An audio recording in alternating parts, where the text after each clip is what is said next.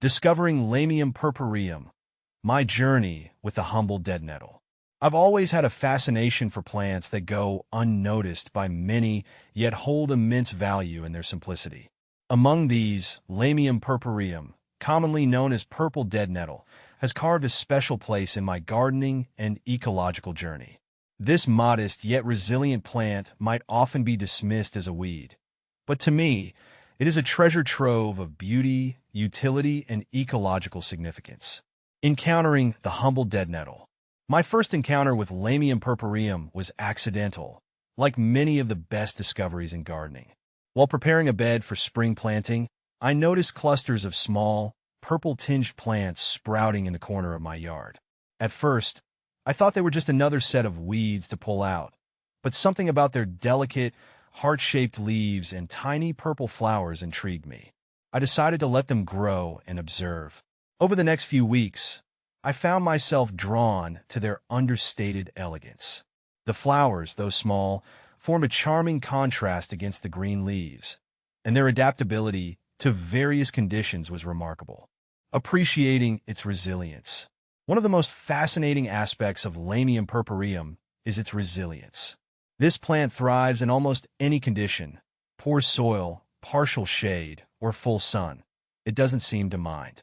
It even managed to grow in neglected corners of my garden, where other plants struggled. This adaptability made me respect it even more. In early spring, when most plants are still waking from their winter slumber, the purple dead nettle is already flourishing. It's one of the first sources of nectar for bees and other pollinators. Watching bees buzz around its tiny flowers in March filled me with a sense of gratitude. This little plant was doing its part for the ecosystem long before my cultivated blooms were ready. Culinary and medicinal uses. Delving deeper into the plant's history and uses was like peeling layers of an onion. Lamium purpureum isn't just a garden filler. It's a versatile herb. Its leaves are edible, with a mild, slightly earthy taste. I've tried adding them to salads and even used them as a garnish for soups. They add a subtle touch of nature's freshness, reminding me of the foraging traditions of old. Medicinally, it has been used in folk remedies for centuries. Its astringent properties make it useful for treating minor cuts and inflammation. While I'm no herbalist, I found comfort in knowing that this plant, growing unassumingly in my garden, carried with it a wealth of traditional knowledge.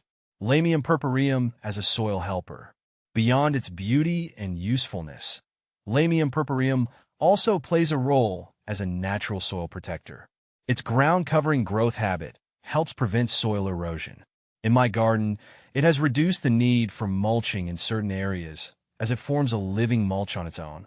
The plant's ability to improve soil structure by breaking up compacted ground has also been a welcome bonus. How to use purple dead nettle for allergies. Purple dead nettle has been a game changer for my allergies. I make a tea from its leaves by steeping them in hot water for about 10 minutes.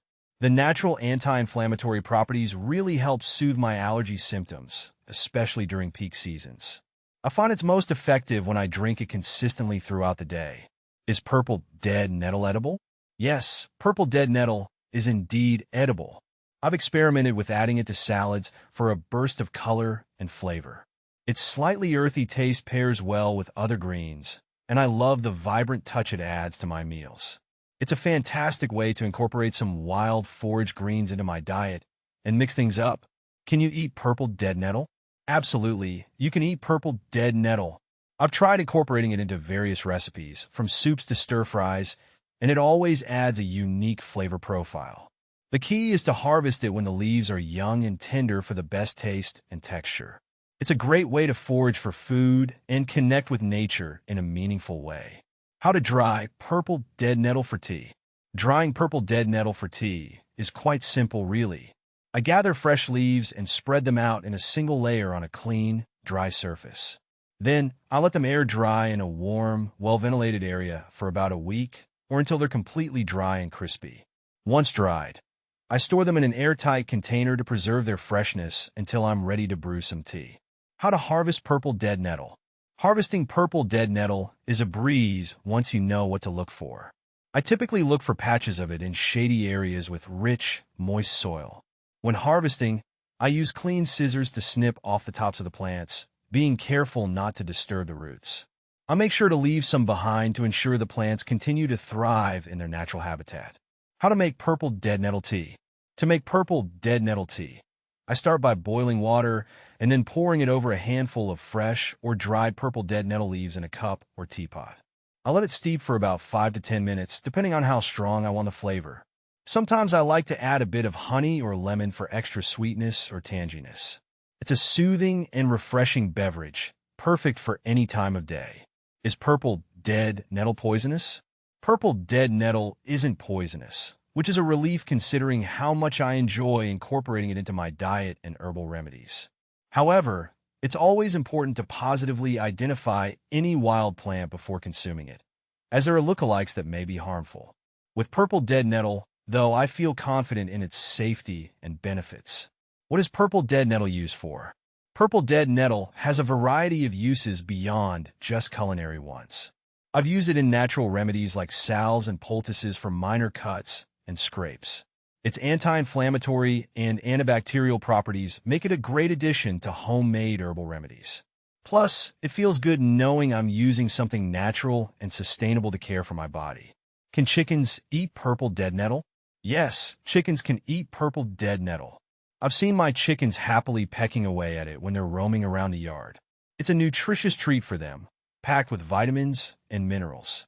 Plus, it's readily available in many areas, making it a convenient addition to their diet. Can rabbits eat purple dead nettle? Rabbits can indeed eat purple dead nettle. I've offered it to my rabbits as a part of their daily greens, and they seem to really enjoy it. It's a great way to provide them with a variety of nutrients and keep their diet interesting.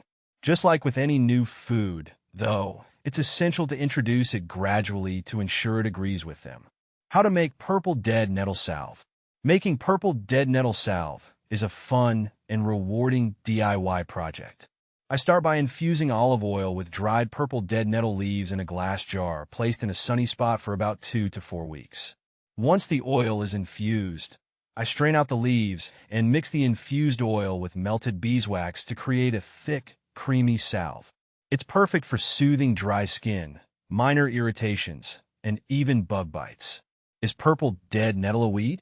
While some may consider purple dead nettle a weed due to its ability to grow abundantly in various environments, I see it as a valuable and versatile plant.